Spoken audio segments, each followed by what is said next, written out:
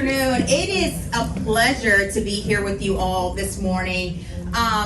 If you have not experienced the Winter Park Library, you are in for a treat. This is a treasure jewel here in the Central Florida area. I fall in love with this library over and over again every time I'm here.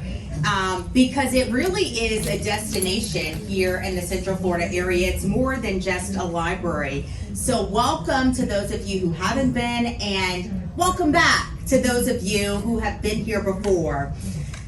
I'm Darlene Jones. I am the 4 p.m. anchor at WFTV Channel 9 right here in Orlando, and it is always my treat when I get the invitation from Miss Ruth. Yes, I call her Miss Ruth because I respect my elders. That is how I was raised. It is always a treat when I get the message from Miss Ruth, hey, put this date on your calendar, and she is always months in advance. And so the answer is always a yes, yes, yes. So this morning, when I told my husband what our day was, he said, well, babe, you've got to stop scheduling multiple events in one day. And I said, well, Miss Ruth reached out to me way back in last year to ask me to be at the Winter Park Library. So I will be at the Winter Park Library. So thank you all for having me. As you have seen, we are in the Harlem Renaissance Experience here this morning at the Winter Park Library. It is an interactive and immersive journey designed really to help you celebrate and reflect on America's history, the most culturally significant movements that we have experienced here in the United States of America. Today's experience blends music, art, literature, and fashion all under one roof, and really explains to you and shows you the journey of how the Harlem Renaissance endured that legacy. The era was really significant by a cultural explosion of African American creativity, primarily entered into Harlem, New York during the 1920s and 1930s. Some of you have great-great-grandparents who can tell you all about this period of culture and history here in the U.S. It really gave rise to some of the most influential artists, musicians, writers, and thinkers of the 20th century. Here at the Winter Park Library, they are inviting you, all of you who are here in this room, and everyone who will experience the interactive and immersive experience onto this journey so that you too will be able to engage in a multi-sensory exploration of the icons, the ideas, and the artistic output from the Harlem Renaissance era. Produced by Open Scene, today's experience is designed to be interactive, where history comes to life and invites participation, perfect for both cultural immersion and social media sharing. So yes, all of you who have your cell phones, raise your hand. I should not see a hand that is not raised, because I know we are in 2025 where we live and breathe by those devices. So yes, make sure you have your cell phones out and prepare to share, because we want everyone to experience this incredible journey that you all will experience today. So as you walk through the Harlem Renaissance journey, there are stations, and again, these are interactive. Station 1 is the mirror station. What you will do when you go to the mirror, as I have had the opportunity to do here this afternoon, is you stand in front of the mirror and you see yourself in the shoes and clothes of 4 key figures from the Harlem Renaissance era. And you will experience the transformation into these characters. Josephine Baker, Zora Neale Hurston, a local icon here in Orlando area. If you don't know, you should know about her life and her experience and her impression in the Eatonville area, the historic Eatonville area.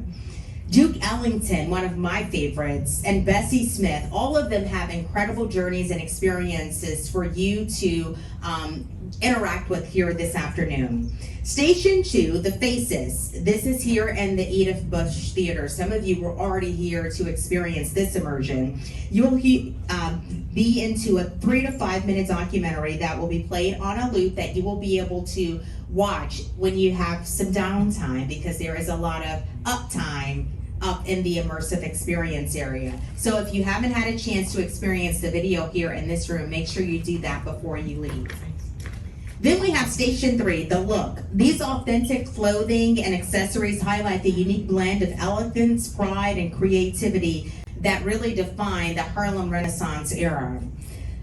The paints. Right here to my right, as you walk out of the theater here, is an exhibition of artwork prints from Aaron Douglas, Augustus Savage, Jacob Lawrence, and Archibald Motley. These works are rich in symbolism of the Harlem Renaissance era. Station 5, the words, and you know, I am a woman of many words. I love my words, I love my writing. My children, they can't stand it. But I told them, I said, well, your mom is a journalist, so you are stuck with it. So you must read and you must write in this home. So the word experience, an interactive installation made by fragments of poems and key thoughts from leading writers, including Elaine Locke, Langston Hughes, another one of my favorites, Zora Neale Hurston. You will go and really immerse yourself, ensuring that you understand the words and the writings from the Harlem Renaissance era. Station 6 is the art exhibition in the East Commons. This is a gallery of displays and curated works of 6 contemporary local artists, and I like to emphasize local because we can always bring in people from outside of the area, but why do that when we have so many incredible local artists who are doing incredible things here in our local community. Station 7 is the music. You will experience jazz live, as you have the incredible band right outside of the theater here, and they're going to play for you throughout this afternoon jazz from the 1920s. I mean, you didn't have to live in the 20s to experience the jazz and the incredible work, and I think that's what's amazing is that these artists, their legacy, it lives on, and that's why art is so important, because it lives on beyond the creator.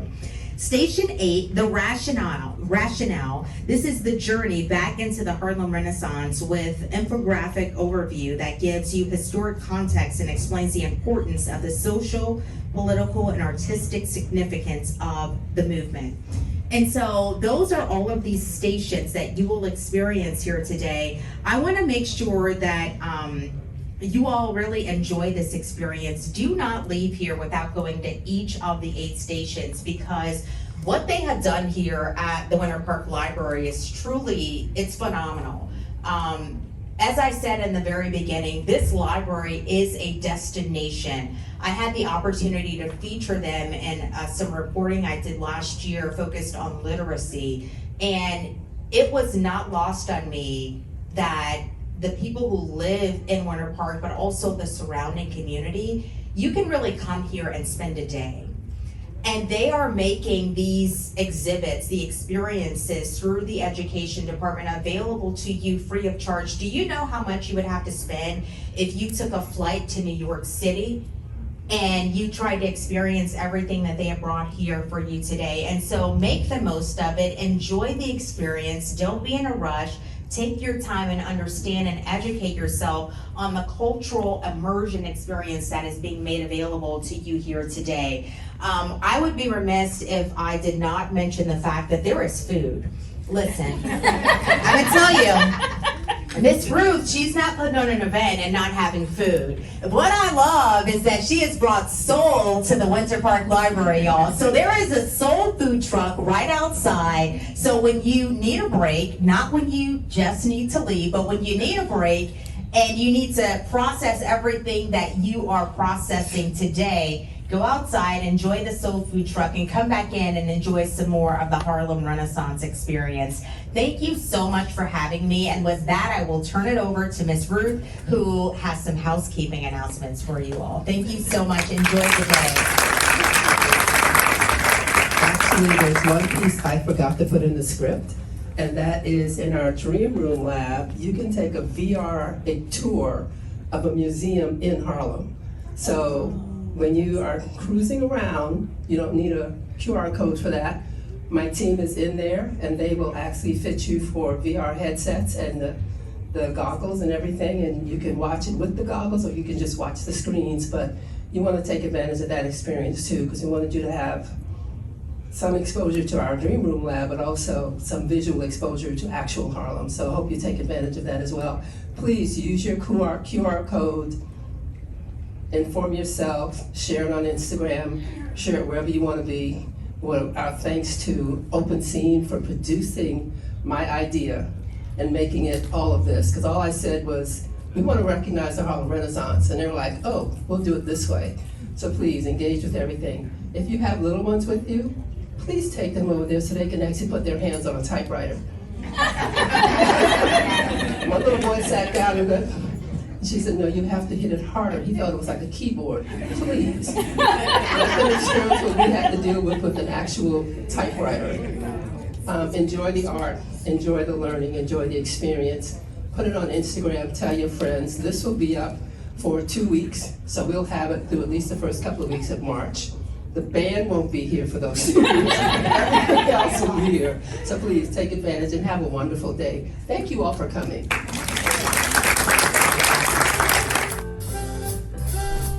Good afternoon. My name is Barbara Chandler, and I will be reading from Black Influence, Rising Stars, History Makers, Risk Takers, and Influential Icons in Fashion, illustrated by J. Radcliffe and written by A.E. Brown, from the creators of African Americans in Fashion History. Anne Lowe, 1898 to 1981. Anne Lowe was a designer, a dressmaker.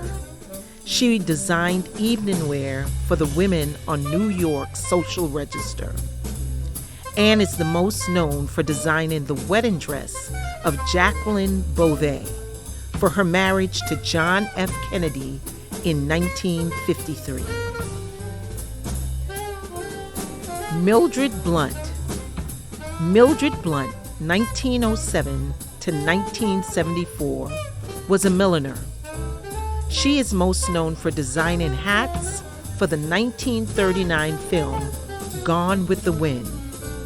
This allowed her to be the first African American member of the Motion Picture Costumers Union. Stephen Burrows is a designer. He was the youngest designer to participate in the 1973 Battle of Versailles competition. Stephen Collection closed the show, helping American delegation beat the French delegation. He is also credited with inventing the lettuce hem, giving garments a curled hem.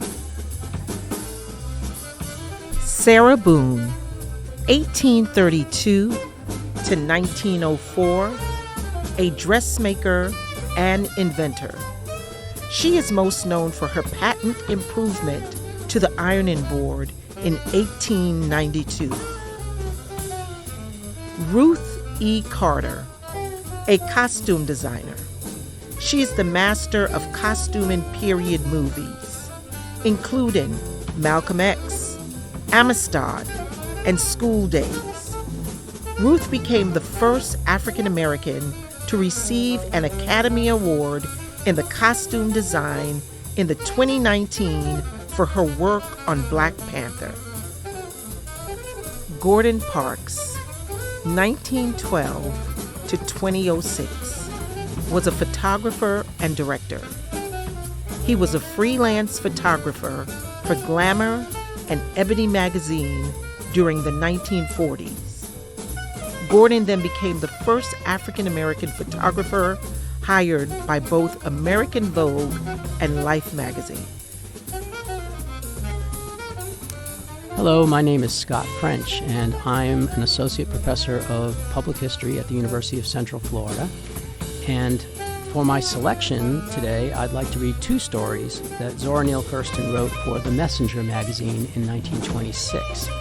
The first is called The Way of a Man with a Train, and the second is Double Shuffle. I've chosen these stories because both of them reference life in Eatonville and Maitland in the early 1920s, and these are places that I visit today.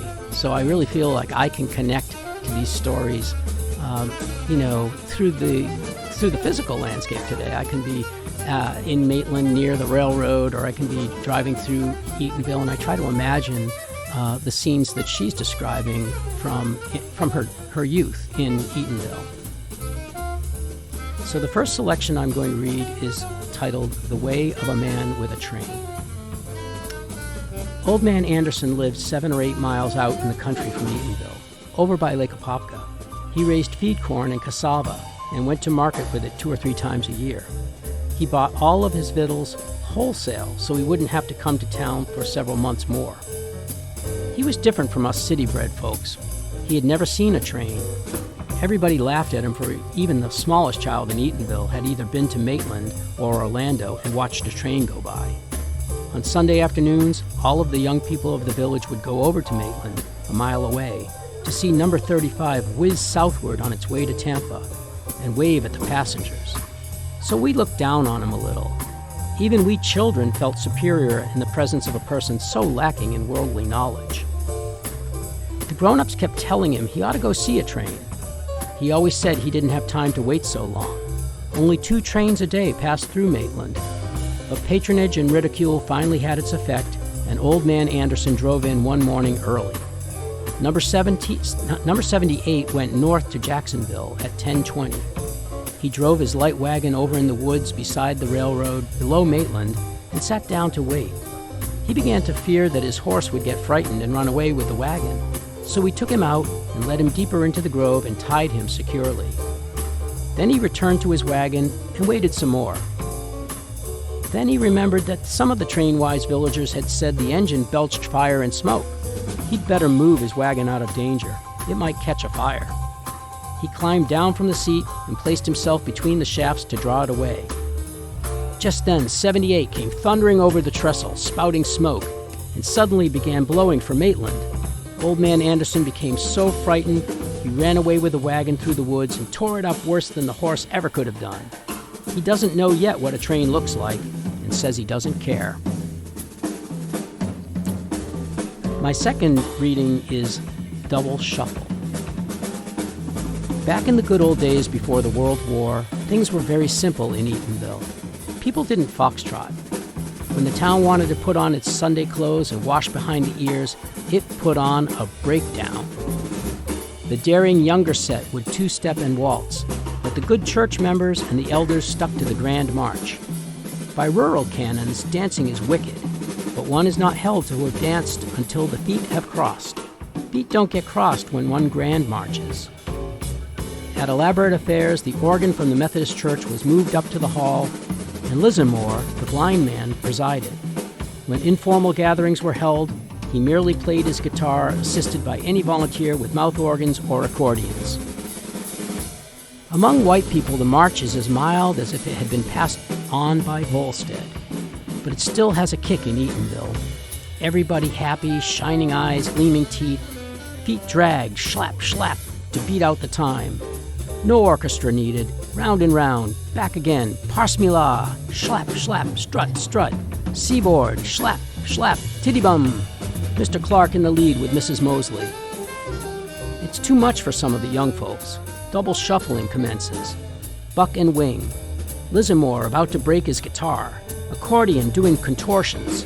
People fall back against the walls and let the soloist have it, shouting as they clap the old double shuffle songs. When the buck dance was over, the boys would give the floor to the girls, and they would parsmila with a sly eye out of the corner to see if anybody was looking who might have them up in church on conference night. And then there would be more dancing. Then Mr. Clark would call for everybody's best attention and announce that refreshments are served. Every gentleman would please take his lady by the arm and scorch her right up to the table for a treat. Then the men would stick their arms out with a flourish and ask the ladies, "You like chicken? Well then take a wing." And the ladies would take the preferred wings and parade up to the long table and be served. Of course, most of them had bought baskets in which heaps of jointed and fried chicken, 2 or 3 kinds of pies, cakes, potato pone, and chicken perlo. The hall would separate into happy groups about the baskets until time for more dancing.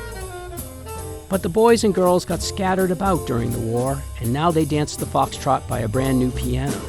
They do waltz and 2-step still, but no one now considers it good form to lock his chin over his partner's shoulder and stick out behind. One night, just for fun and to humor the old folks, they danced, that is, they grand marched, but everybody picked up their feet. Bah!